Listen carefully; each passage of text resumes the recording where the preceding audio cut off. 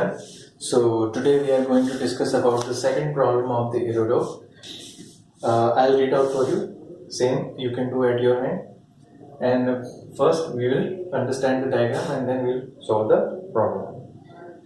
Question में कह रहा है कि एक पॉइंट है, पॉइंट यानी कि आप पॉइंट ऑब्जेक्ट मान के चलें because it is a Russian author, तो थोड़ा बहुत जो टर्मिनोलॉजीज हैं that will B quite old. ठीक है, तो एक पॉइंट एक बॉडी है, उसने एक डिस्टेंस को दो इक्वल हाफ्स में ट्रैवल किया है. फर्स्ट हाफ उसने सपोज v नॉट से ट्रैवल किया है, ऐसा क्वेश्चन में गिवन भी है. एंड नेक्स्ट हाफ डिस्टेंस उसने दो इक्वल टाइम इंटरवल्स में दो डिफरेंट स्पीड से ट्रैवल किया है, v1 एंड v2 से. राइट, एंड हमसे पूछा गया है find out the average speed of the body over the time.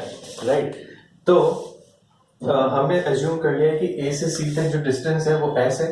ठीक है, तो इसके दो equal halves s/2 and s/2 होंगे.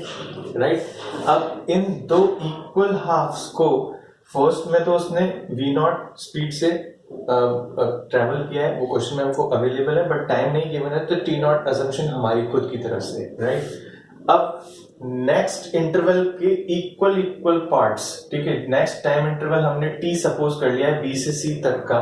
b से c तक का पूरा जो टाइम इंटरवल हमने एज्यूम कर लिया है वो t है. उस t के equal intervals are t/2 and t/2. उनको v1 एंड v2 से ट्रेवल किया गया, ऐसा क्वेश्चन में हमें गिवन है, तो हमने वो इंटरवल्स यहाँ पे लिख दिए.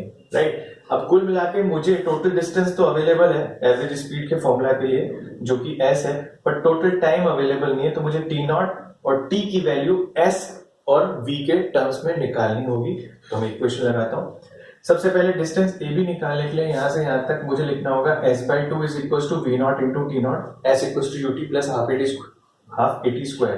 क्योंकि एक्सेलरेशन जीरो है, कांस्टेंट वेलोसिटी से चल रहा है, तो s equal to ut only we will be using. ठीक है, तो यहाँ से t नॉट की वैल्यू हमारे पास आई s/2v naught. This is our equation number 1. इसी तरीके से सेम यहाँ पे डिस्टेंस bc पूरा निकालना है, that will be equal to bd plus dc.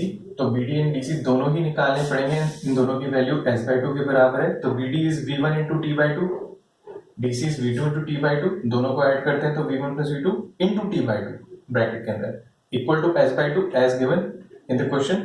t की वैल्यू यहाँ से आ जाएगी s/v1 प्लस v2. ये दोनों वैल्यूज टाइम की टोटल टाइम में यहाँ पे इंसर्ट होंगी. इस तरीके से हम इसको कॉमन निकाल के कैंसिल आउट कर सकते हैं. After taking LCM you will get your answer. This was a very easy and a very good problem of Erodo. Please do understand. You can pause the screen and check the answer. Thank you.